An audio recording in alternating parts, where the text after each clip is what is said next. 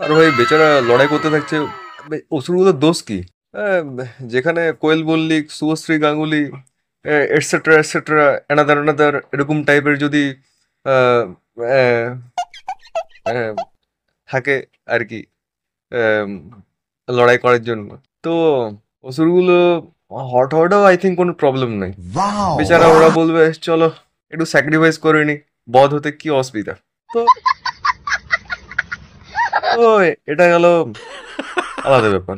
দেন মা দুর্গাও এমন যে এখন যা অবস্থা হচ্ছে, দিন দিন যা অসুরগুলো হট হতে যাচ্ছে, তো মা দুর্গা ওদেরকে বধ করবে কি? এমনিতে সাধারণত ওদেরকে বুকে আম, মা দুর্গার মনে হচ্ছে যে এখন অসুরগুলোকে মা দুর্গার মনে হচ্ছে কি মা দুর্গার মনের কথা মনে মনে বলছে। বেচারা ওদেরকে দেখে কষ্ট লাগছে যে ওদেরকে আমি বধ করব, ওদেরকে ব্লাডি হেল করব, হার্ট হার্ট ব্লাডি হেল, দরকার নেই। No! God, please, no! No! I think তারপর ভাবতে ভাবতে ভাবতে কি একটা মনে হলো, তখন বুঝতে পারলো না না না, এটা এটা আমার করতে হবে, কি আছে একটু করে নি।